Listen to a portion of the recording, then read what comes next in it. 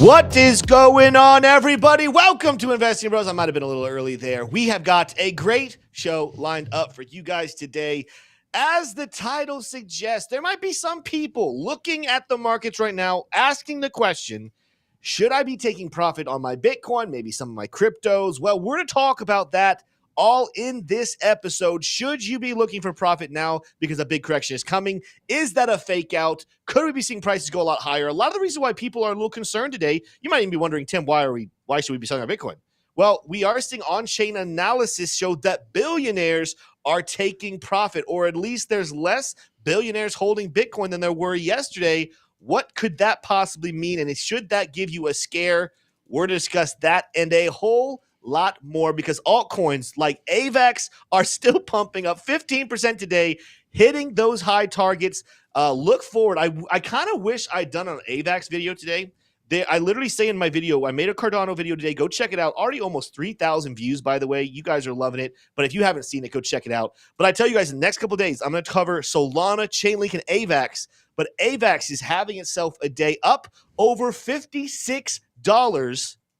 And it might not be done just yet. So stay tuned for the video. Stay tuned for the rest of the week. Also, I want to announce we have crossed 9,000 subscribers today, which means not only is that really cool for the Investing Bros community, but we will be giving away another $100 to one lucky winner. Stay tuned all the way till the end of the show. At the end of the show, I will give you a phrase that you must comment down below, and I will choose one lucky winner, and we will be giving away $100 tomorrow live on the show. So don't miss this episode. Don't miss tomorrow's. But before we get there, I do have to introduce the amazing co-host of the Investing Bros. That is Mr. T. Shroom from down there in Gainesville, Florida.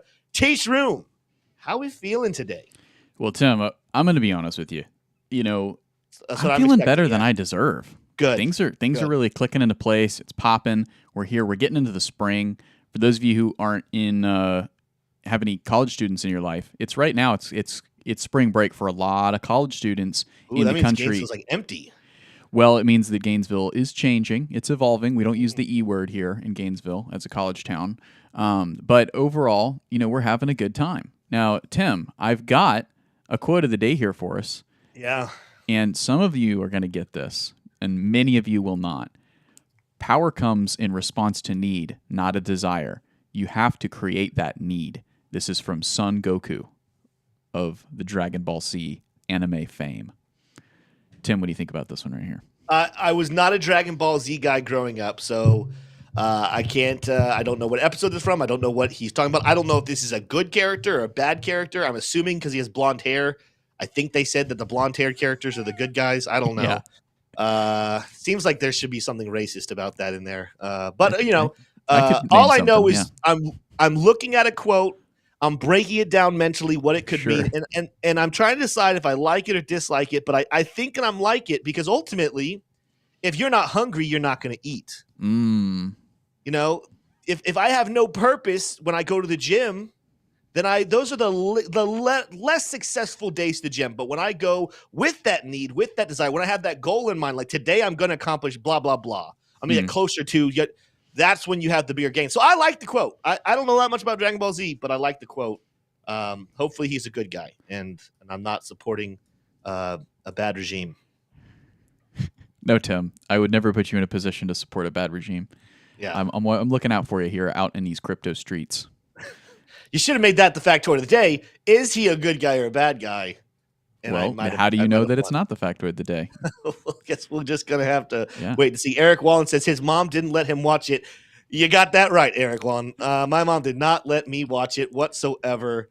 And, I feel like I've had an all right life. No shame whatsoever to those who do watch Dragon Ball Z. I'm sure you guys enjoy it. I just was not one of the ones partaking in that whatsoever.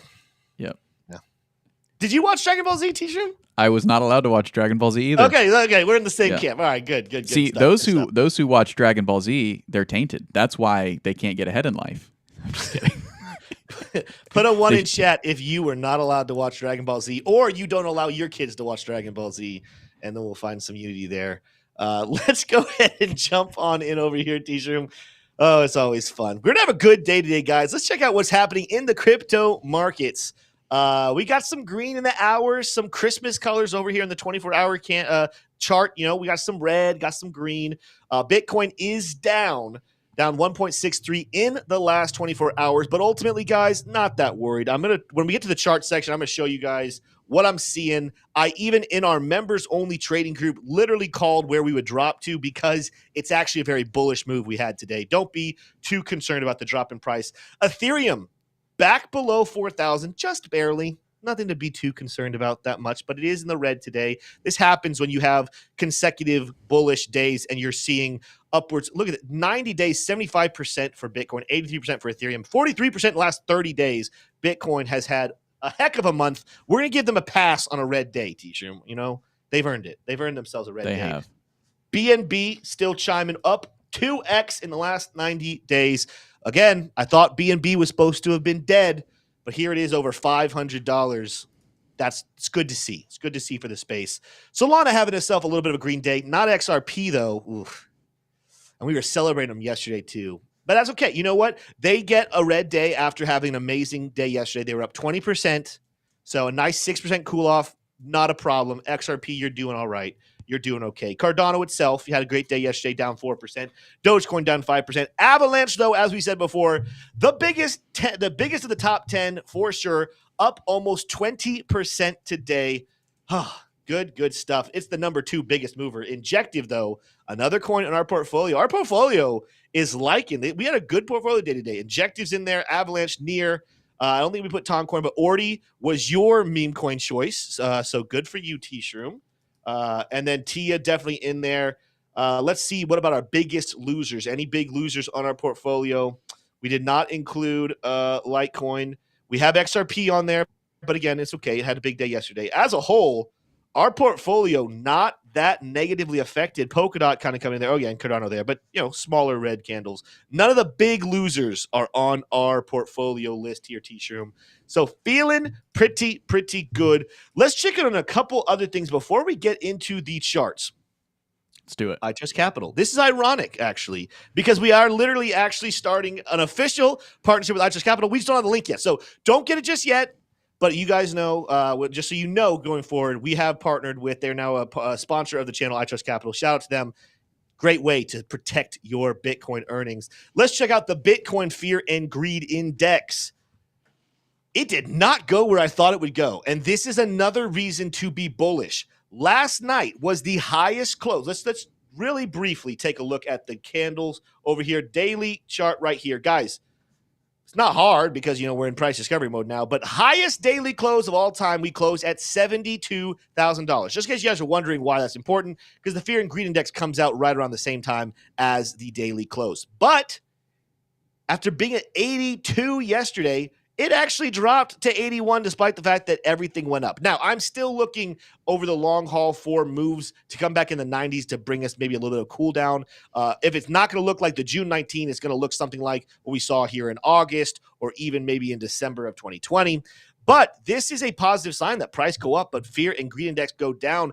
That to me means that even though I still believe at some point we're going to have a healthy correction of 30% or so, I don't think that day is today. With the Fear and Greed Index actually ticking down to 81, we have room for the upside. So be comforted on that. But now it is time to talk about the charts. And there's one article. Normally we save the news for a little bit later. In fact, I'm going to let T-Shroom break down the news here in a second. But I'm going to do one, and then I want you to be mindful of this when we go over to the charts and we discuss this just a little bit more. Which one is it? Don't share my screen just yet. It is this one right here. We're going to be asking this question.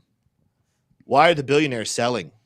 Do you guys know that? Do you guys know the billionaires are selling right now? The number of accounts that hold 1,000 Bitcoin are going down, which means the billionaires. We're talking about the billionaires here. They're going down. Could this potentially be marking a top for Bitcoin price action? Before I tell you what I think, comment in the chat. Are you guys afraid right now? Are you selling Bitcoin? Are you looking to take some profit, looking for a buyback a little bit lower, or are you not worried at all? And why is that? T-Shroom, what's happening in the news before we jump into our charts? Well, Tim, there's definitely a lot happening in the news. The biggest story of all is that there was a sighting of a baby climbing stairs. So I think we've got to jump into that. Yes. Yes. So a video that I have not reviewed for any kind of quality control, but we're just going to send it. Here we go.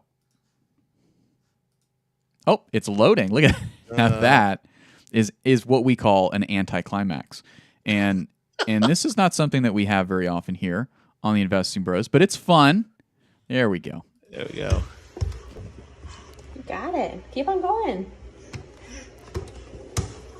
Yeah. Now, one thing I'm noticing about this video is it's a good-looking kid. First of all, well, I was going to say it's very cute. It's a very cute video so far. Here.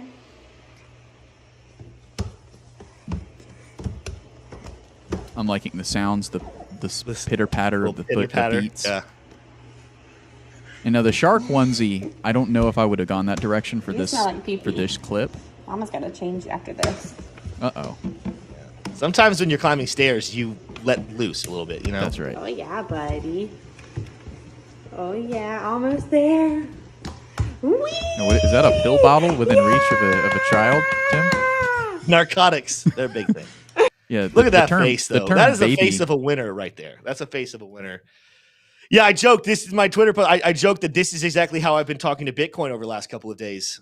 You can do it. You got it. And we're up here so high because of BlackRock's. Oh, your pants are a little filled with pee, Bitcoin. You got manipulators kind of propping you up, but it's okay. We'll change you afterwards. Keep going. You have manipulators propping you up. I love it. I love it. Well, so how does that affect the way that Ethereum is gonna play out here? Because we're in the news section. That's the question. And that was a bit of news. I think Ethereum is probably going to be higher now than today. I think it'll be higher in 10 years from now than it is today. That's going to be my prediction. That is the big takeaway from the video. Based off of that. Very correct. And it was just based off the bullish divergence between, Brody and those stairs. Overcoming obstacles. That's what we do here at the Investing Bros, and we're instilling it in the youngest among us. And we're not going to stop until we're at the top and we're in sight of a life of narcotics addiction. Here's when Bitcoin's price will peak during this cycle, says experts. Drawing from historical patterns and recent market behavior, which is something that you might do every once in a while. We do it here from time to time when we check out the charts. Rekt Capital found that traditionally, Bitcoin has reached its peak within a range of 518 and 546 days after its halving event. However, the current cycle exhibited signs of acceleration, suggesting a possible deviation, I like that, of the typical cycle length by approximately 260 days. By measuring bull market peaks from the moment Bitcoin breaches its old all-time high, the analysts predicted a potential break within a time frame of 266 days to 315 days thereafter. Notably, Bitcoin recently broke through a new all-time highs, signaling a crucial point in this cycle. If the acceleration perspective holds, Tim, the next bull market peak could materialize between December 2024 and February 2025. Now, this is according to Rekt Capital's analysis. Tim, what do you think of this altered timeline? Is it giving you the heebie-jeebies, or are you more bullish than ever? This is actually literally what we discussed the other day, which we're not predicting this timeline to happen, but we have been actually kind of exploring the concept of the possibility of an early cycle rather than a late one. And so to see Rekt Capital come out, which, by the way, not that Rekt Capital is the end all be all. Not that they've called every movement of Bitcoin or any altcoin perfectly. So again, not a reason to run for the hills and believe that February will be the end of it. But it is coincidental that is a theory we have been exploring the potential of.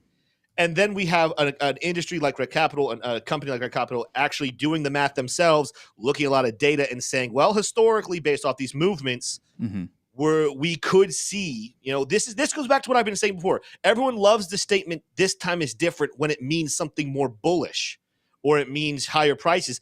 They don't like this time is different if it means something negative. And that's what this article is pretty much saying. Hey, we've been doing everything this way is different.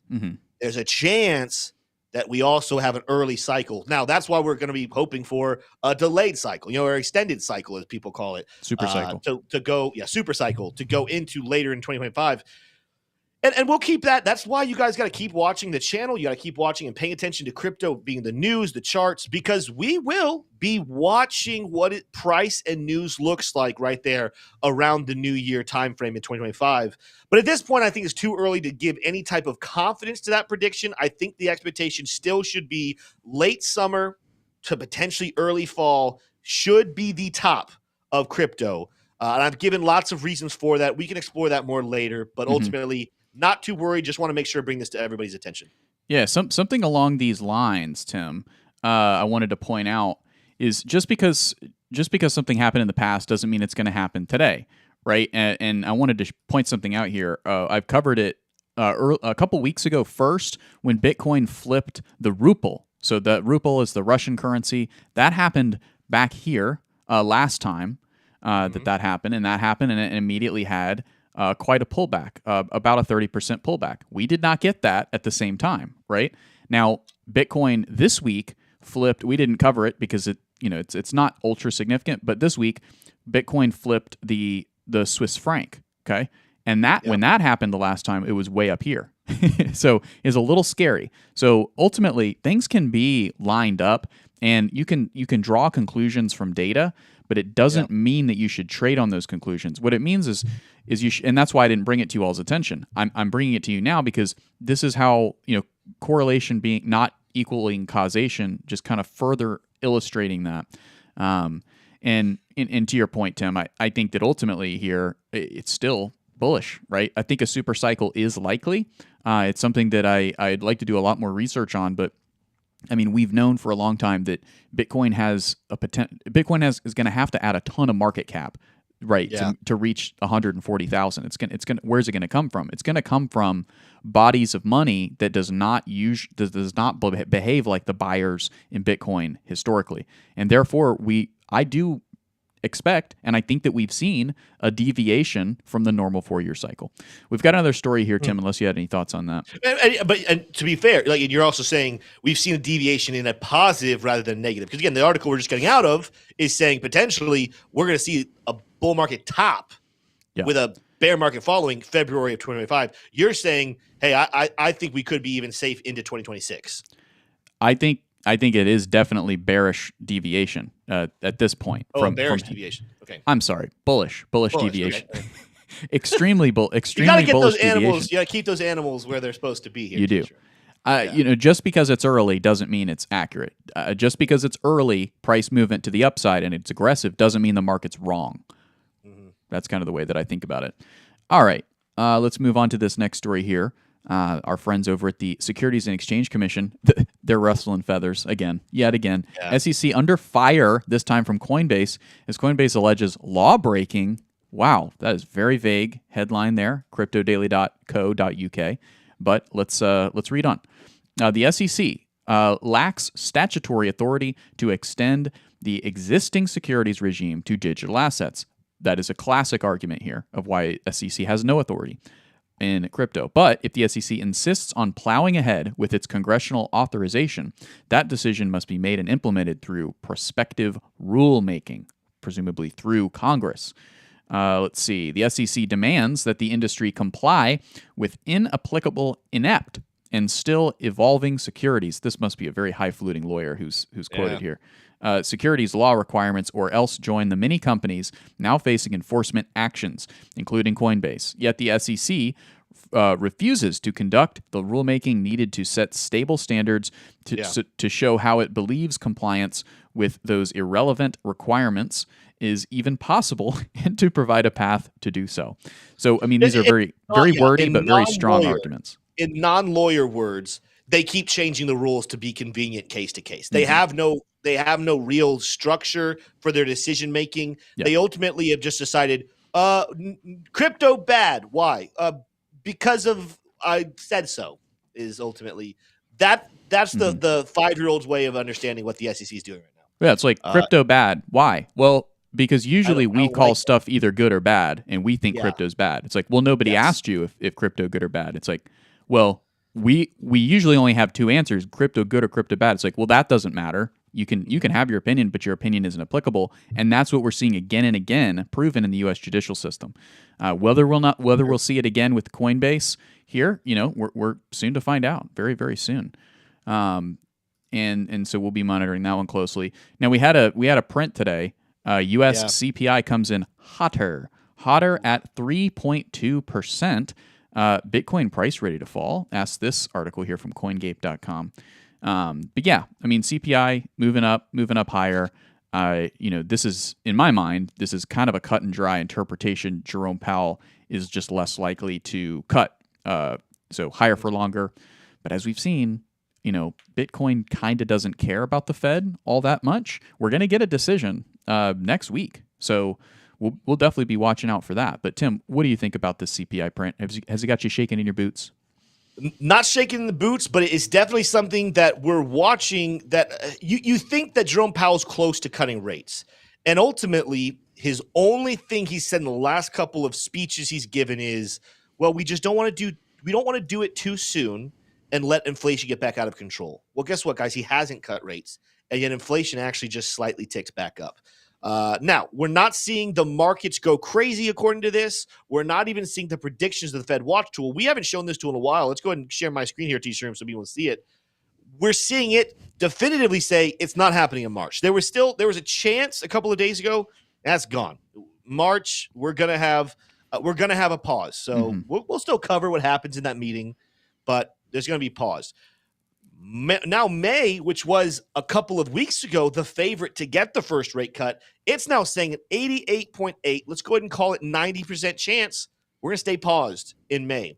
June is where we are seeing a sliver of chance now, 62 plus 7. So, let's just go ahead and round that up. There's a 70% chance still that we should have our first rate cut in June. However, this is going to say a lot in the next couple of months about what Jerome Powell's motives really are, because he keeps saying he wants to tackle and control inflation. Well, inflation, while it's lower than it was last year, is showing signs that it might not be as tamed as he wants it to be. Well, if he was getting no outside forces telling him what to do, he would not cut rates. That's just how it would work. But if somebody is telling him what to do and saying, you want to keep your job next year, you're going to do what I say, then that would cause rate cuts, unless something between now and June changes and inflation goes to the downside, and then he gets his excuse to go ahead and start cutting rates. Everything out of his mouth has been, we like where we are, but we want to see inflation be more under control. And so if that's true, rate cuts could be delayed. And with that, I'm not saying that the massive amount of movement in the crypto market and the stock market going to the upside to hitting new highs here recently is because of that alone, but it definitely plays a factor that could lead to sell-offs. Like this could be part of the reason why, again, I'm talking about 75K coming probably very soon, but maybe we do cool off after 75K and take a nice 20, 30, 40% dip to the downside while we wait for we wait for this confusion to be alleviated. Now in June, boom, we're post-halving. They finally cut rates for the first time. It's a little later than we thought, but now the rally can continue. The power of the dollar will go to the downside. These are all things to keep an eye on. Nothing definitive, nothing to freak out about, but something that could play a part of Bitcoin's future price action. And to me, it's all second order, third order type of priorities when it comes to force on Bitcoin's price. All of that is second and third order to the primary driver of Bitcoin price, which is those ETF inflows. And, just people getting that FOMO. And to be honest with you, Tim, I really don't think we have that retail yet in the space. That's probably not going to come till post-halving.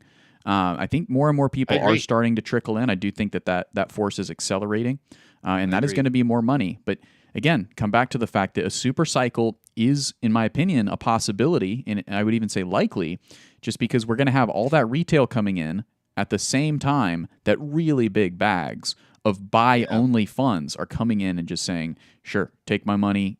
I want to have a hedge against both BRICS and the dollar and the euro. I hate it all. They get it. Or they're just being sold for fees by the good boys over at Fidelity and BlackRock.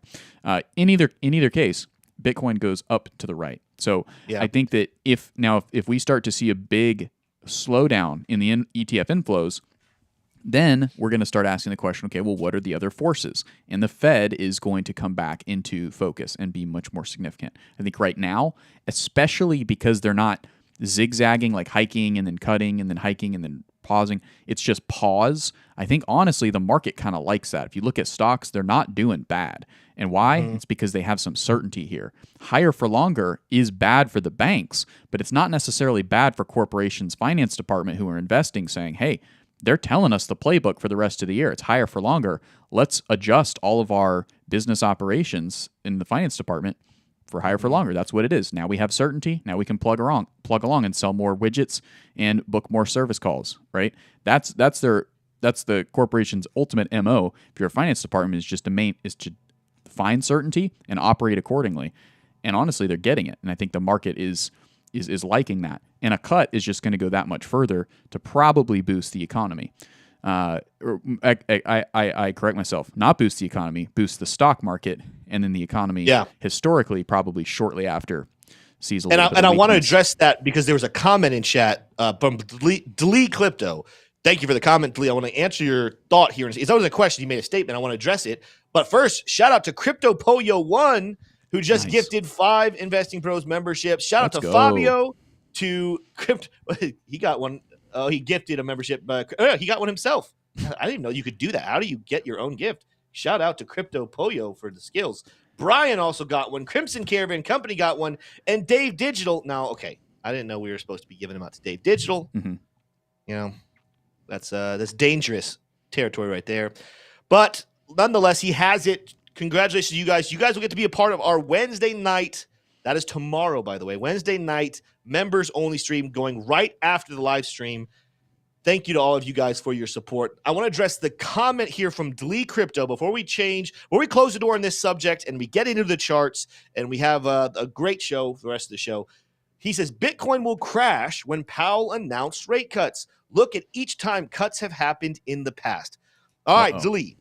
Interesting take. And the reason he's saying this, for anyone who doesn't know what he's talking about, if you go back and look at charts, yes, historically, massive pivots have been correlated to showing they've been showing dumps in the stock market, right? So crypto's not old enough to have lived through a massive correction in rate cuts, so they've never seen it. But the stock market's been through plenty of them. And historically, yes, when there's really, really crazy high interest rates and then there's a hard pivot and they switch, the markets end up crashing.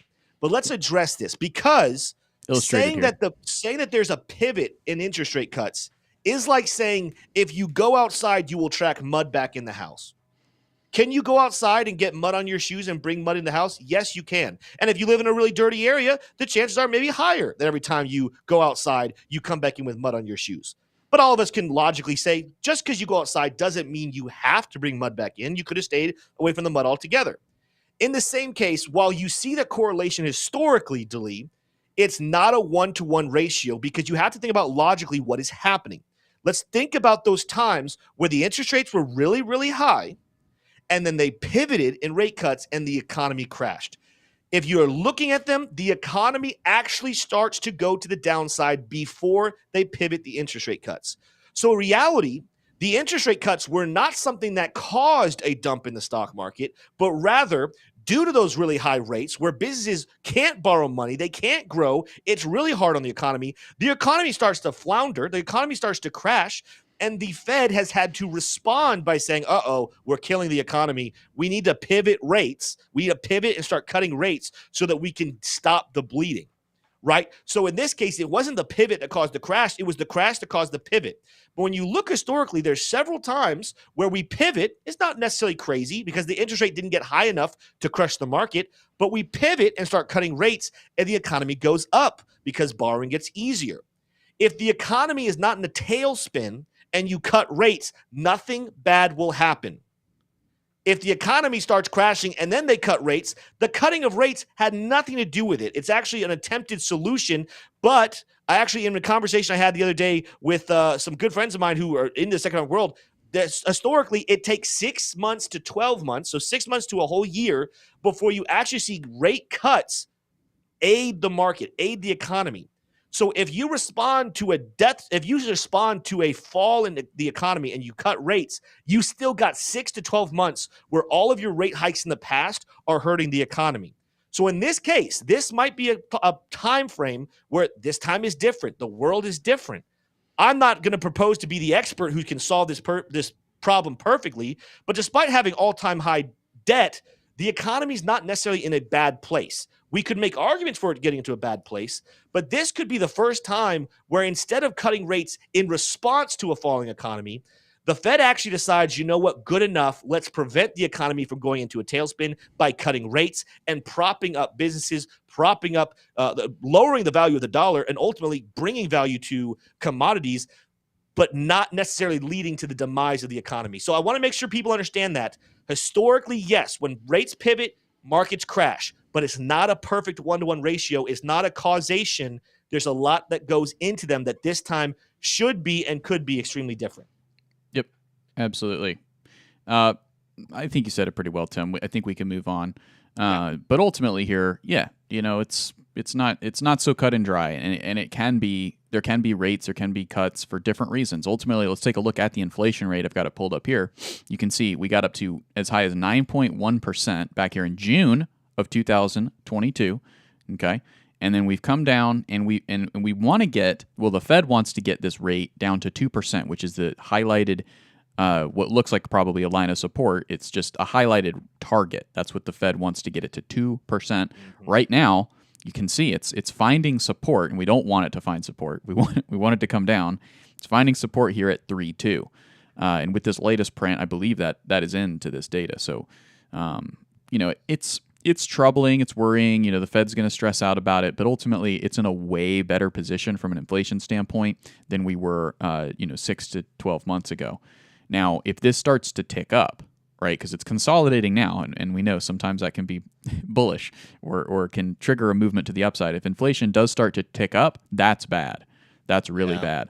If the Fed does have to keep rates here at 5%, 5.2 or 5.5, whatever it's at, that could really put a lot of pressure on the banking industry specifically, that have shown that they were not appropriately allocated into U.S. Treasury notes. Now, that gets into a whole bunch of other complicated stuff, but ultimately, this is, we've painted a broad picture. We don't talk about the Fed and interest rates a whole lot, but today we did because we got that hot CPI print that is making its way into the inflation data. Basically, it's not getting back to that target rate, and it needs to. Now, Tim, we've got our bigger conversation here of why billionaires are selling, and is it a market crash ahead potentially? Is this the harbinger of a crash to come? I'm going to let you take the wheels on this story. But before we do, I think it's not a bad time to go ahead and jump into the factoid of the day. What do you say, Tim? Yeah, it's a good little middle point. 3:30. We're going to be running to about 4:15-ish today, so we'll have time for charts and Q&A. But let's go ahead and get our factoid of the day in here and see. Should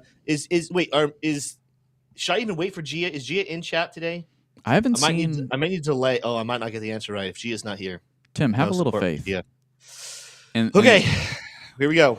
All right, here we go, guys. Now, today's factoid is brought to you by none other than Decrypted.tax. Head on over to our partners that we trust with our taxes, Decrypted.tax, to book your free 1-hour consultation. Let them know that the bros sent you for 25% off, Tim.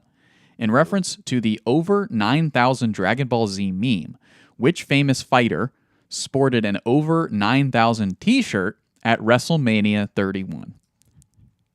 Was it A, Ronda Rousey, not Rousey, B, The Rock, C, Hulk Hogan, or D, Ricky Steamboat?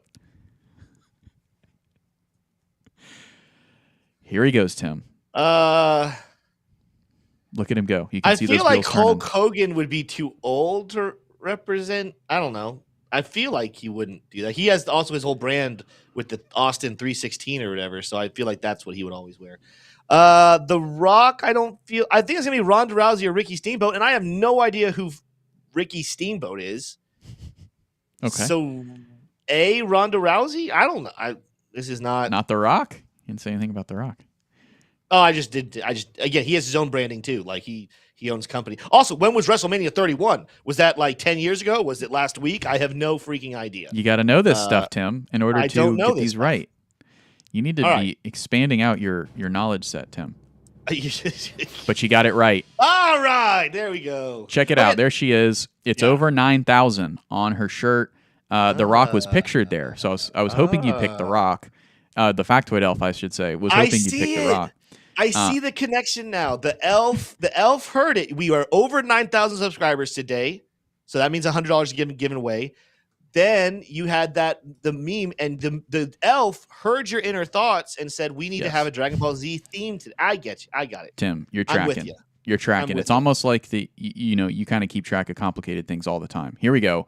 For her appearance at WrestleMania 31, American professional athlete Ronda Rousey wore a tank top which referenced Vegeta and the phrase it's over 9,000. I think that's a Dragon Ball Z character that sounds like something else. But there it is. True. There it is, folks. We're having fun here on the Investing Bros. It doesn't get much better than this. Tim, what is going on with these billionaires? They're selling, and we need to figure out why.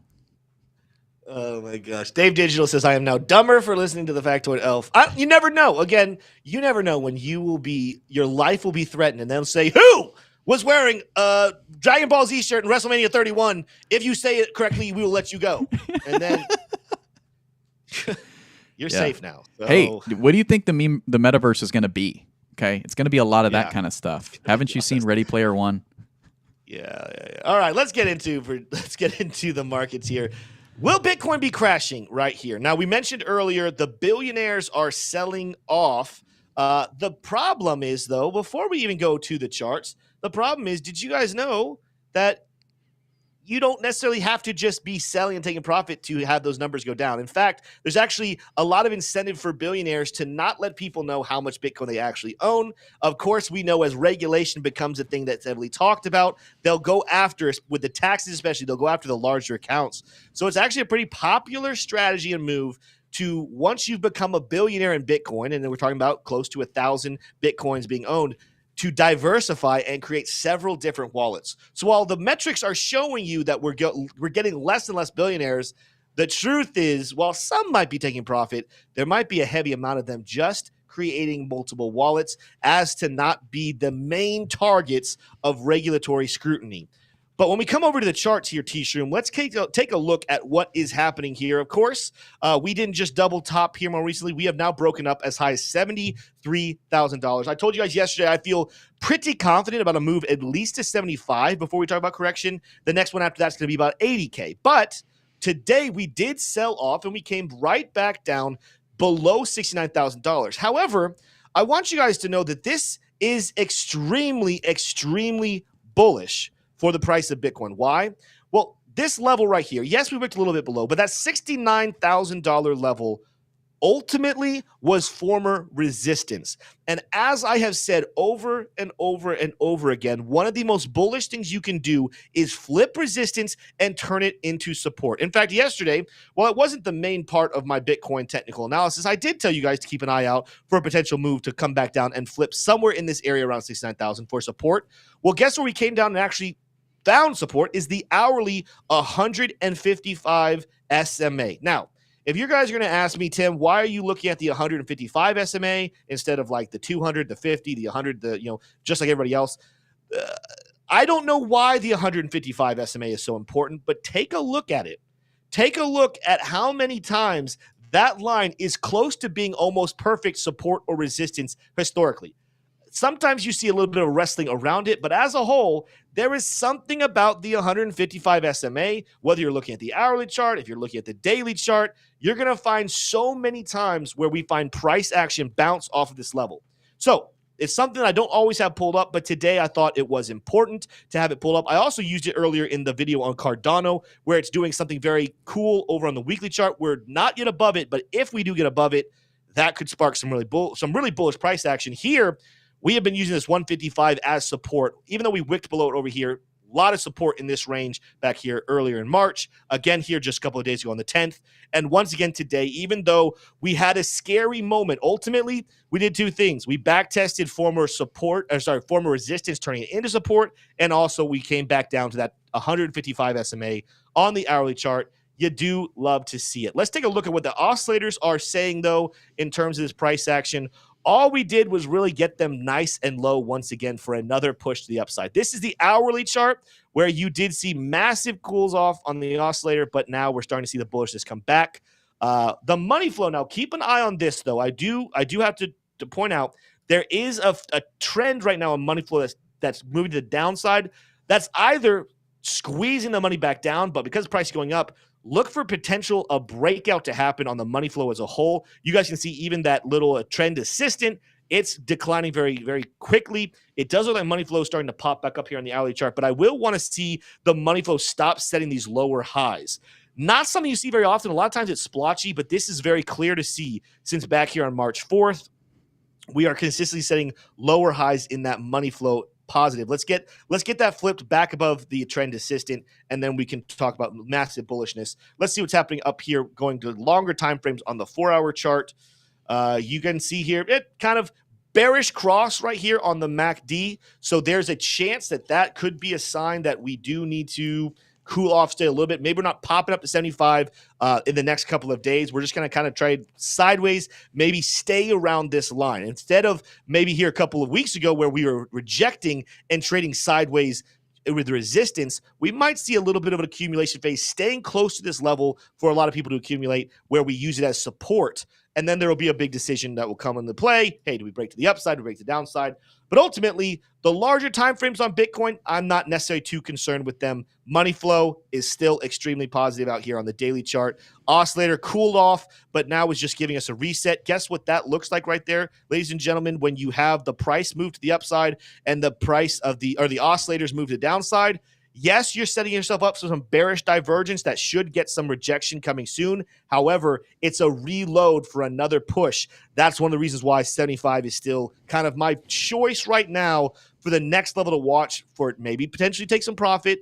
Maybe we see a 30 to 40% dip come after that price action. Let me know in the comments down below what you guys think. My point, though, overwhelmingly, I want you guys to be aware of is, yes, there are things on the chart that are flashing bearish.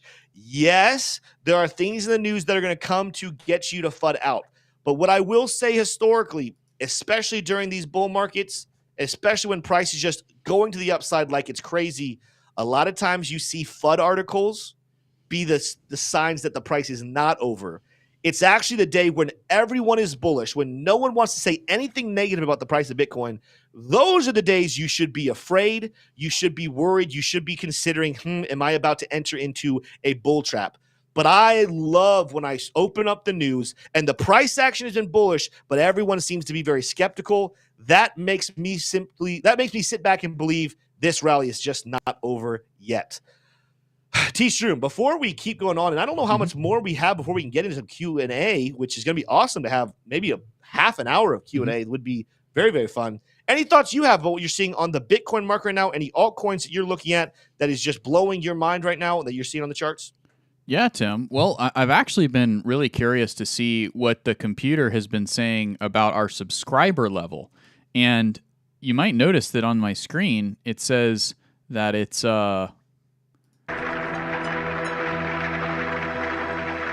Vegeta, what does the scouter say about his power level? It's over 9,000! What, 9,000? There's no way that can be right. Oh, wait, that's not it. I meant to say Ethereum. You just got me in trouble with my mom. So congratulations. That was the joke of the week right there, Tim. I love it. Oh, still going. There we go. We're having fun. I think Ethereum is also, it's moving just like Bitcoin in a sense.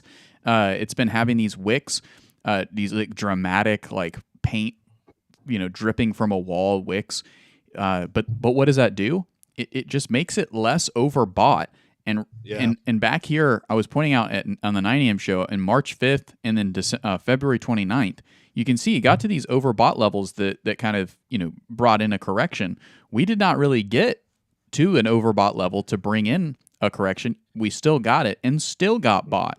So even when it's not overextended, the buyers are still coming out. They're voracious and they can't stop. They're hungry for more. They want to get these digital assets as cheaply as they can get them. One that's really stuck out to me is Injective, taken off like an absolute rocket here. I wouldn't be surprised to see the price of Injective get over 9,000. Let's see some other notable cryptos here. Let's go down to the miners and see if they've had a chance to catch up. Not really. So a lot of sideways action. Probably something to interpret here for CleanSpark.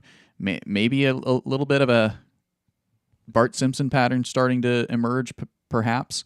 Can't really figure out which way it wants to break out of this trend. So far, it's broken to the upside, more kind of price discovery to the upside here, getting up to 23. Believe that's an all-time high for CleanSpark. No, not an all-time high, but it's a 2024 high for CleanSpark, and then putting in a lower high. Now putting in a higher low here, which is nice to see. Could be starting to see a pennant form, perhaps, but more than likely, it's just going to be continued sideways action for CleanSpark and the rest of the miners until the market figures out that these guys are going to do a 4x of whatever Bitcoin does.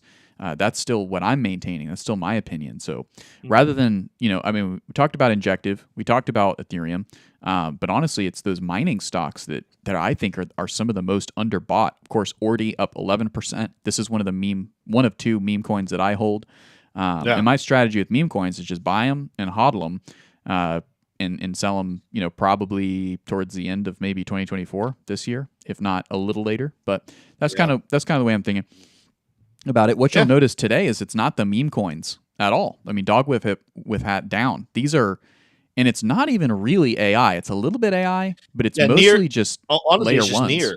Near. Tia, AVAX, Ton. Yeah, these are all doing very, very well. Did something break? I didn't even check to look at the news. Did something break on AVAX that's causing it to have quite the day today? Chat, nothing put that I've chat if seen. you guys know of it.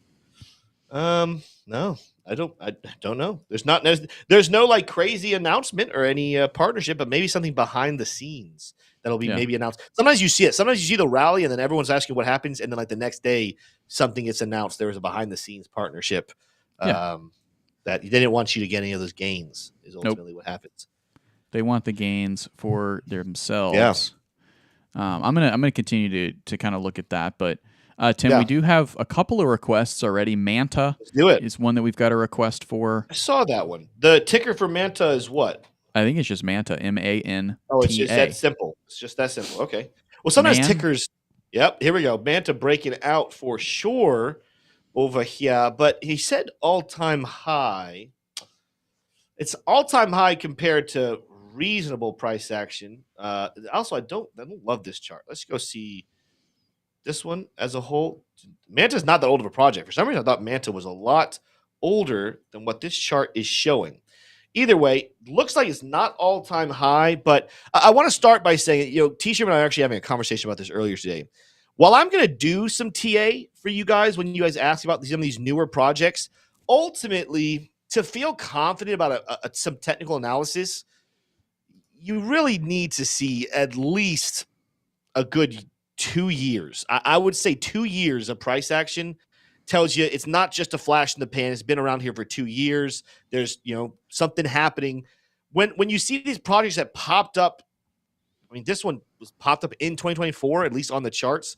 When you see these projects that popped up late 2023, early 2024, we can take a look at them. But I said this yesterday, the only reason technical analysis would work on these coins if there's no news on them. And it's just traders. Because again, technical analysis is following the psychology of the investors going back and forth, right? The minute a big announcement or big partnership or big breaking story happens on a coin like Manta, throw TA out with the bathwater. I mean, it's worthless compared to the news until you have years of experience, billions of dollars in the ecosystem, consistent volume trading day in and day out.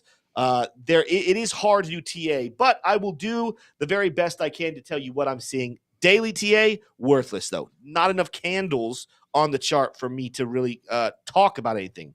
4-hour chart, I do like what I'm seeing here. It is in the territory of setting up some more bearish divergence. You can see Lux ALGO already printed some, but that's not even going to be the one that I'm more concerned about. I'm going to be concerned more about this newest peak right here. It's going to be hard to get the MACD up above that level. Oscillator here as well, above 90. That's high. I mean, that's the highest almost on this entire chart, except for way back here in January. And again, we're looking at the 4-hour chart, so that's a long time ago comparatively here on the 4-hour chart. Let's see what we have going on, though. Money flow, we didn't necessarily have a bunch of buyers in here, so even though you see that massive dip off and the money flow came down, not too worried about it. That's why you're seeing the price continue to climb here, because it wasn't like it was massively overbought to begin with. We triggered. We were 100% overbought back here. This just shows me, it's bullish for sure. Very, very bullish. Let's see what the indicators are saying. Take profit, it's predicting potentially as high as $4.30. We're currently sitting around $4, so that's a nice little pop-up. High end, you're talking about potentially up towards $4.66, according to Lux Algo. But on the dip, we have an order block coming in back here around $3.37. So you're going to keep your eyes on those levels of like, hey, do you want to continue to hold strong? Is the oscillators good? Is the volume good? Are we making momentum to continue the upside? You're keeping your take profits up there. But the minute you see the oscillators start to kind of keel over on you, you are looking for potential pullback to these lower levels. Let's see if the hourly chart gives us anything more. You can see it bounce off that 155. I still have that up. Money flow's positive right now. So not looking for a short, even though we're getting closer to the hourly take profits, somewhere closer to 410, as high as maybe 430. We're under a buy order right now, but same thing. We have these order blocks coming in here a little bit lower that I will be interested to keep an eye on, because projects like this are easy to manipulate price back and forth and back and forth and back and forth. So if you know what you're doing and you're staying on top of the news and there's no big news, these are kind of, I'm not going to say easy to trade because nothing's easier to trade, but easier to trade. But the minute news hits, you got to stay on top of it because that could wreck you. I mean, this is the type of thing you could get in a short that's a perfectly played out short because the price is overextended, and then boom, they enter a partnership with Coca-Cola tomorrow and the price shoots up 100% within 7 minutes. You know, that's the kind of stuff that happens here. Definitely, like when you're looking at coins like this, look for good buy long-term opportunities if you believe in the project. If you like Manta, you believe in their team, look for long-term buying opportunities. I would caution you to do too much trading with a coin this young, this new. Yep. There's a couple of headlines here around AVAX, neither of which really jump out to me as like big market movers, but here you go. CoinSurfer is engineered to accommodate a diverse range of user-defined configurations and risk profiles with features like automation trading, safety verifications, and market limit orders for a wide variety of tokens on Avalanche. This could be what the market's been looking for. This unlocks DeFi automated trading with CoinSurfer. So that does sound, I mean, if it's the first unlock of DeFi for AVAX, that is very big. Another something here. Teleporter unifies Avalanche's network of application-specific chains, enabling the sharing of a wide variety of data types, including tokens, NFTs, Oracle, price feeds, and more. So this is just further, kind of making, sounds like interoperability with different data types. So it could be one of these two integrations. Really sparked off some whale's interest that sparked off, retail kind of FOMOing in along with that whale. These, again, don't jump out to me like huge partnerships, but they might be. They might be partnering with what, kind of breakthrough technology is needed, and it sounds like my dogs agree. Yeah, your dogs are good. They like AVAX. They're good AVAX whales here. We'll go to this. I'll give you guys a shortcut. I don't know if I'm going to do this video tomorrow. I probably should, seeing as I just broke this. So I'm going to give you guys a little bit of insight into what I'll do tomorrow. We'll do AVAX tomorrow, but I can tell you the levels we're looking at right now. Go to my screen here. If I had shot this video today, I would have talked about the fact that we had called this $50 to about $55 region for AVAX. It's the golden pocket. It's going to, here we go. It's still under that conclusion. We have our take profit on Lux Algo with the reversal levels at that level. We'd gotten this buy order here about a week and some change ago. So we had called here. If you guys have been watching the channel and we've done AVAX TA, we called for a $50 to $55 price target. We have hit it. In fact, we're not just hitting it, we're starting to smash on through. Now, I'm not expecting the prices to get out of control. Look for consolidation now in this zone. There's a reason why this zone is very important, not just golden pocket. This is also the level of former support all the way back here in January 2022. So this is a very strong zone of buyers and sellers. Do not expect price just to shoot through it and not at least come back down to it or spend some time at this range. That's normally what happens when you get these very good levels. The next one, though, we're keeping our eyes on $65 here. That's the value area high. Again, let's go look at some other things here as well. Value area high on the fixed range volume profile. Let's get rid of that just to get it out of the way so there's not as much noise. And I got rid of my Fibonacci, which is a problem because that's what I was going to show you guys next. Let's pull back up our Fibonacci and look at this macro cycle here of bull market, bear market. This is crazy how fast AVAX is doing all this because it's one of the last coins. Like, they hit their bear market low in October. That is not that long ago. Most coins were hitting their lows earlier in 2023. Some of them, very early 2023, late 2022. AVAX, there was a moment there where AVAX looked like it was in trouble. because it was at its all-time low when all this excitement started, but now it is one of the hottest altcoins in this bull market. Just goes to show you, you do not judge a book by its cover. A lot of people probably very bearish on AVAX here a couple months ago. Now everyone thinks you need to have it in your portfolio. And by the way, do your research. Just because it has an explosive rally doesn't mean it's a good project. I think it is. T-Shirt thinks it is. A lot of people think it is. But you should decide for yourself if you think it's a good long-term hold. Next level after 65, keep an eye on, 65 to be level. We're going to see a lot of confluence here. This right now, Fibonacci, you're going to see I'm looking on the logarithmic chart, but let's take a look at what the linear chart would say.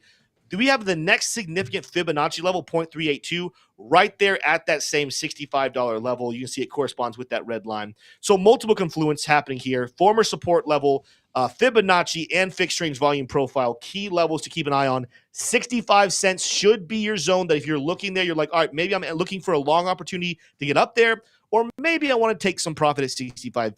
I said cents, but I meant dollars. Keep an eye on that. If the bullishness continues, though, and we go out of control, a lot of coins, and I talked about this on Cardano, the levels I gave on Cardano, go check out the video, I'll explain why, but keep an eye on 92 cents, and then if 92 cents is broken, we're not talking about like $1, we're not talking about $1.05, we're talking about $1.20 is the next significant level for Cardano. We're talking about like the first level is to look for 20% rallies. If 20% rallies keep going, we're talking about 2X's. The next significant level that we have here after $65 for AVAX is all the way up here at the former high we had in April of 2022. This was the rebound high that a lot of altcoins had that fooled the market into thinking the bull market would continue. And that price level is coming in over $100 for AVAX. Of course, right now we're sitting at 56. When I was making these videos and thinking about the content earlier, it was sitting at $50. So that would have been a 2X from then. Almost all of these coins are looking at somewhere around the next target's 20 to 30% rallies. After that, we could be seeing 2X's happen with these coins. So keep an eye on those. Ultimately, my thoughts about the space, if you go back to the screen one more time, do not be surprised to see the rally to 65, to see that 20, 30% rally on some of these altcoins, and then pullbacks. And I'm not talking about just casual pullbacks, although it could just find support right here. I'm talking about the 30 to 50% pullbacks. And I'll go into detail about what those levels are tomorrow. I'll explain a lot more about how you should be looking at AVAX in depth for tomorrow's 12 p.m. Pre-recorded video. But you guys get the inside scoop. $65 and $100 are the next two big targets on the charts for the bulls to accomplish. Yep. It's pretty wild. We had something happen here in the chat. Gary C. said, as my luck would have it, I put in a soul short on Jupiter for airdrop hopes. And I had to head to Naples today for an inspection, and the traffic was so bad. So the time I got back, all the gains were gone. And, man, it's tough. But Matt C. chimed in. He said, shorting in a bull market is a risky play. Got to be able to watch that sucker like a hawk. Yeah, that's what – go back to the screen. Let's talk about AVAX here a little more because it's the same concept here. People are asking, when I'm saying these targets, we talked about – $50 to $55, right? I'm now telling you guys keep an eye on $65 to $100. I hope you guys are not listening to this saying, Tim is saying that's the end of the rally and you should short it when it hits that level and bring prices back down. That is not what I'm saying. But I want you to be prepared because when people don't know what is happening, when you don't know that a price action is possible, you're more likely to FOMO or FUD in or out of decisions. And I don't want you doing that. What I'm really telling you guys is don't be surprised if price action shoots up to $65 and then corrects. What does that mean? Well, guess what? When it corrects, keep an eye on these levels like $50 for maybe more accumulation, or start looking for your 30 to 50% pullbacks. What does that mean? Did not mean to hit that button, grab the wrong thing. That means if we hit 65, right? What the heck? Click. There we go. Mouses. They're troublesome. A 30% pullback means we're coming back here and looking around $44. Right now, we haven't hit that, right? If we were to pull back right now, let's just pretend the 30% dip or 50% dip comes in now. We don't go any higher. Right now, the striking distance I think you guys should be keeping your eyes on are $40 all the way down to potentially crazy scenario. We're talking about $28. Do not be surprised to see these hit Be surprised if price goes lower than this. It's normal for 30 to 50% pullback on altcoins in a bull market. Anything past that, we're talking about, okay, things could be in trouble. What I'm telling you is do not be shorting. Look for good buy opportunities. Don't buy when we get to 65. That's a potential top. Wait for it to top out right there, cool off, come back down to one of these levels like $50 or $44 or $40. Buy those. Do not just be going crazy and saying, I'm going to try to swing trade my entire life away by trying to buy every single bottom and sell every single top. That's not the way to do it. This is a bull market. It's going to make you a lot of money, but the way you make money is by buying and holding and buying and holding. Scalping, now, if you want to just take some time and be like, all right, I'm going to look at the 1 hour chart, the 15-minute chart, I'm going to see things overextended and just starting to cool off, and I want to take advantage of that and scalp a short. Be my guest. And ultimately, if that's the type of lifestyle you want to have, I do it from time to time. I ultimately really, really encourage you guys to go check out Lux ALGO. It is perfect for it. That's where we're seeing like the strategies, like the yesterday strategy I had. I told you guys we were rallying on XRP, but based off what I was seeing on the 1 hour chart here, if I looked up the oscillators, remember when I told you guys, it was actually the 4 hour chart, I believe, wasn't it? Yeah. I told you guys, all right, we broke through a key level resistance, but we're rallying here. Look for a pullback to this level. And oh, would you look at that? When we pull up the Lux ALGO oscillator, we have a trifecta of bearish price movement. I told you guys yesterday live on the show, up here at 73 cents, short this XRP coin back to 66 cents. This is a bullish move, guys, long term. I was also telling you guys to probably accumulate and buy more XRP at 66 cents, but ultimately, that's a scalp opportunity. I'm not shorting massive movements and looking for big pullbacks. I'm waiting for small little movements. I can make some minuscule little trades, but my large bag with my $1,000, $50,000, $100,000, I don't know what your bag looks like, but with my large portion of my money, I am looking for buying opportunities right now. I am not looking to sell whatsoever. I like it. I like it, Tim. Got a cute little meme here. Ground too cold, levitation powers activated. We're having fun here. Just a reminder, Bitcoin has flipped silver. Maybe you don't know this, but Bitcoin total market cap 1.4 trillion and silver 1.369 trillion, which is a number that is lower than the previous number that I read. It is. Now it's still a far cry. Still a far cry from 14.5 trillion, which is gold market's cap. And of course, as you can see, there's still about 6 heads to roll of giant American corporations and one Saudi Arabian corporation. But Bitcoin will hopefully make its way through there. Tim, do you think that we flip Microsoft in 2024? That would be a $3 trillion market cap for Bitcoin.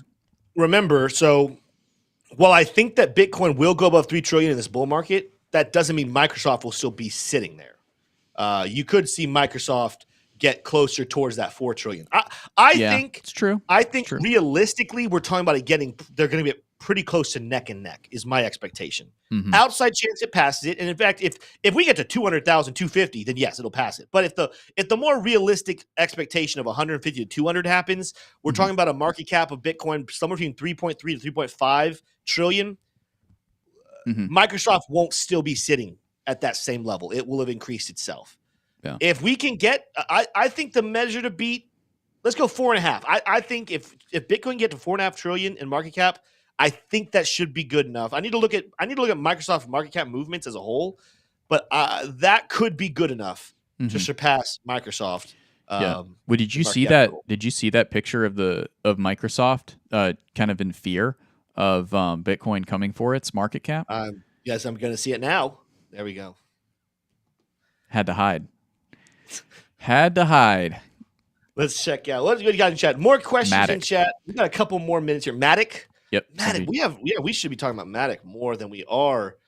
There's just so many good coins to cover. You can only cover so many in a day's work. But Matic has been exploding, and this is the other thing to keep an eye on. We cooled off back here to 111 here a couple of days ago, back on the 5th.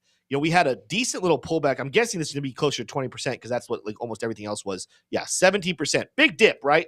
It cooled off back to what level? 95 cents. All right. Why is that important? Well, it's important because literally just a couple of months ago, you would have been like, Matic's at 95 cents. Oh, that is awesome. I made so much money. And then people freak out when you have these dips. It is the epitome this little chart, I love this look right here, guys. I love these healthy movements to the upside with choppiness going up and back and up and back, and you smash the resistance and you turn it back into support, and you're consistently setting these very clean higher highs and higher lows. This is what a healthy rally looks like. Not that I don't love them, and Solana's not that bad either, but like there's certain chart. If I were to go to meme, I'm not going to be able to find it. If I were to go to meme coin, those are unhealthy looking charts. What I'm seeing here on Matic here on the 4 hour, I love it. When I go 8 hour too, love it. I just love the choppiness. Let's take a look though at what is happening from the indicators perspective. Let's see what Lux is saying. We've recently hit take profit here on the 4 hour, which means for the next couple of days might be cooled off here a little bit. Now we've done with this little crash we had today, came back down to begin touching on this level of order blocks right here. In fact, it's probably going to be a more significant level here on the hourly chart. Where we found support, hit some order blocks right here, hit our take profit on the short that Lux Algo called for. By the way, again, my point here earlier, guys, if you want to scalp Lux Algo, look at this. Confluence of red reversal. They told you to short it right here. We broke below. Oh, man, there's so much prettiness right here about how Lux Algo called this short perfectly. And we're going to look to see if we get a rebound here. I like what I'm seeing right here with that candle. That's a very bullish candle. But don't be surprised to see it actually cool off here just a little bit, trading sideways. Let's see what the oscillators are saying here. Money flow negative. It is below the bearish threshold, so don't necessarily be running and looking for longs yet. We do have the bullish divergence right here. We do have some bullish even reversal flashing, but the money flow is still negative. Remember, you want to see the trifecta of all three. We have the reversal, we have the momentum. Now, when this money flow starts to keel over and you see it get back above this bearish threshold, that's when you're looking for your next long opportunity here on the 1 hour. No. As far as the daily, though, sorry, don't mean to cut you off, T-shirt. What you thought? Well, Tim, I mean, it's almost like, the way that you kind of use Lux Algo, it almost makes it look like it makes trading easier, and that someone who's a beginner or someone who's looking to step up their trading game, they may benefit from trading tools like Lux Algo. Now, we have a link in our description where you can actually go get access to the very tools that Tim just showed you, and you're not going to feel good about it. You're going to feel great. You're going to feel the sun on your chest, and your life is going to change. Now, Tim, you had some more things you wanted to show us on Matic. Yeah. Well, and I told you guys, the 4 hour chart looking kind of meh. The 1 hour chart saying, hey, we've been through the fire. It's time to bounce back up, but that's not going to go a long time. Daily chart, which means we're talking about the next couple of weeks. Even though we might see a cool off the next couple of days, don't expect fireworks, but we're still seeing higher upside coming up here to potentially $1.50. Now, Matic's not one of the coins I was planning on doing TA on this week with one of those videos, but I'm just even curious.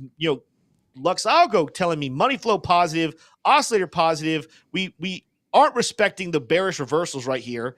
Love what I'm seeing here on the oscillators here. MACD's continue to climb. We're not screaming overbought. Here's the other thing is all these green little flashes are not very strong. The market's not screaming that the daily chart's overextended. I'm loving what I'm seeing here. Low end $1.38, high end $1.50.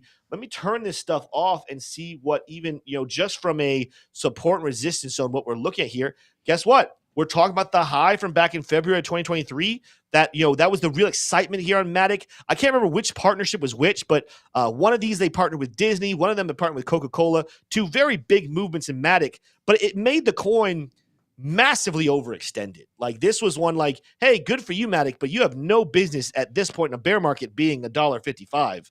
Now it does have the right and the excuse to be that high. So look for a potential move up to that level. If I were to even take a look at fixed range volume on this, and I want to let me get rid of the Fibonacci. I could use Fibonacci, but there's only so much you want to look at so much time. I'll have to make a video where I break it all down. Fixed range volume, though, let's take a look at from all-time high to where we currently are. Let's see what's happening there. We are currently sitting right at value area high. All right, so that's the reason why we might move sideways. I didn't even know that's what we had hit, but I told you guys based off of Lux Algo, it looks like a sideways movement would make a lot of sense. Makes even more sense now looking at a long-term fixed range volume profile, and that's value area high. But if we pop through, there's not a lot, guys. We got a value gap at 130. Remember, I told you guys I think I said like 135 is where the take profit on Lux Algo was. 135 all the way up to 150. It starts there. Value gap, respect that one. That one could be a stopping point for sure. But if we break through, there's not necessarily a lot of reason to believe that you can't just make a pop back up to that high of 2023, back to $1.55. Then you start talking about other levels, then you start talking about $1.70, getting back over $2. That's a longer time away. Let's talk right now. Let's talk about $1.50 is your next target you should be watching. But to be fair, I did say 100% increases are coming to, looks like a lot of coins. That means we're looking at somewhere around that $2.30 zone. That would be these highs back up in here. Don't expect that with Matic. I think the two targets, two highs I'm looking at, $1.50, and then this one right here around $2. Psychological level, of course, as well. Those are your two next bullish levels. Keep an eye on with Matic. Real quick before I leave it, let's do the 30% pullback test. If we were to pull back 30% now, keep your eyes on potentially 85 cents, 85, 86 cents. If we make that 150, now that still stays within the 50% pullback zone, so that stays the potential. But then you're starting to kind of look at, well, maybe I should be buying somewhere around $1. So yeah, keep your eyes. That's a rule I would have for all of you. No matter where price goes, keep a range about 30 to 50% to the downside of like, hey, this is good. I'm very glad it's bullish, but I'm going to prepare myself for 30% pullbacks. And if a dip starts to happen, these are my targets, my levels I'm keeping an eye on. That'll be an amazing buy opportunity. Yep. I love it, Tim. I think that was great coverage of the Matic charts. Now, Tim, there is only one day, 13 hours and 48 minutes for you traders out there who trade volume of $50,000 to get your chance to win the Apple Vision Pro with a spin. Guys, if you're already trading in crypto, just go ahead and bring your funds over to Blofin. Use the link in the description. If you're trading $50,000 worth of volume, then you're going to rack up these spins, and you're going to be in style wearing your Apple Vision Pros, and you're going to absolutely be loving it. You can watch the bros on YouTube in Apple Vision Pro, and you're going to be feeling really good. Better than you deserve is how you'll be feeling if you win on your spin, the Apple Vision Pros. Now, if you don't win the Apple Vision Pros, you'll have a chance to win an iPhone 15, right? Mm-hmm. So that you can be like every other person in the world, or you can have some cash prizes. So, and just so you guys don't feel intimidated, that doesn't mean you have to trade $50,000 worth of trades. For example, if I were to trade, let's say I enter a $500 trade at 10x, that right there is $5,000. So I enter 10 trades with $500 at 10x. That right there is $50,000 volume. Of course, you keep going up. If you enter a trade with $1,000 and you're going to 30x, the math adds up here, guys. It's not as unattainable as you might think. Mm-hmm. But sign up for Blowfin. Again, with all the things we're talking about, if you guys want to make some money while you're looking for your big bags to go up to the upside, if you want to do some scalp trading, you're probably going to want to use ALGO because those tools are just some of the simplest forms of excellence when it comes to trading I've ever seen. It's easy, so easy the beginners can understand it. And when you sign up, you got 30 days to decide if you want your money back or if you want to get a refund. 100% guarantee you can get a refund if you do not like it. So sign up with ALGO. You got to have an exchange like Blowfin. So check out Blowfin. And also, if you want to go even deeper and get more access to myself, to T-Shroom, and other great traders, when you join our memberships, we have levels in our Discord. You get to connect to our Discord, and then you can come in and ask me any question you want, and I will do the best of my ability to give you an answer. Not that I'm going to give you financial advice, not that I'm going to tell you where you should trade and how you should trade, but I'll give you feedback so that you become a better trader every single day. Make sure you do all three of those things. Also, speaking of the membership, tomorrow night, Matt C. reminded me, I want to make sure you guys know this for sure. Matt C. reminded me, when you become a member, make sure you link to Discord, our members only stream, which will be going on tomorrow around 4:15, right after the show. You guys will be in Discord. You can come up on screen and talk to me and T-Shroom. We get to see your face, hear your voice, have some conversation. You can ask questions. You can make jokes. You can ask T-Shroom why he puts dogs up every 7 seconds during the live stream. It's always a good and fun time. Tim, I would never put a dog on the screen. I know. Okay. It was a hypothetical situation, T-Shroom. Hypothetical. I did like your use of the word intimidated because intimidated, yes. I may have been intimidating people with that high volume, and I apologize. So if you were feeling at all intimidated, don't feel that way. Feel empowered by what you could have, which is a brand new iPhone 15 or the Apple Vision Pros, in which if you did get them, you'll be looking very stylish and having fun in the metaverse. And I'll see you there. Okay. Well, to everybody who is still here, smash that like button on your way out. If you are new here, please hit subscribe. But guess what? We hit 9,000 subscribers today. Thank you to each and every single one of you. For the rest of you, you have less than 1,000 spots left to be one of the first 10,000 subscribers here on the channel. Smash that button. It's free. It costs you nothing. It's painless. Go ahead and do it. And also, because you stayed around to the very end and you know about it, you have the chance to win $100 giveaway by commenting down below, why are there so many dogs? That's what you have to comment. Why are there so many dogs? And I will choose one of those comments to give away 100. You got to come back tomorrow to hear who the winner is. With that said, you guys have a fantastic and beautiful day. We'll see you tomorrow. Adios.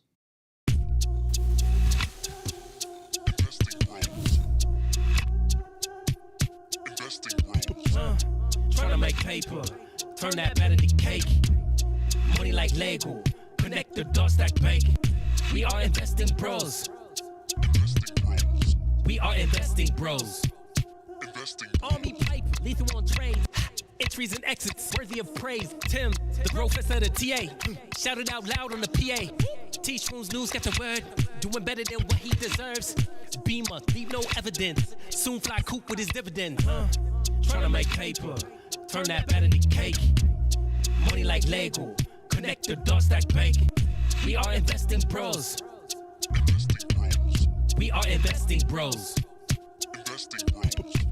Investing bros. Investing bros. Investing bros. Investing bros.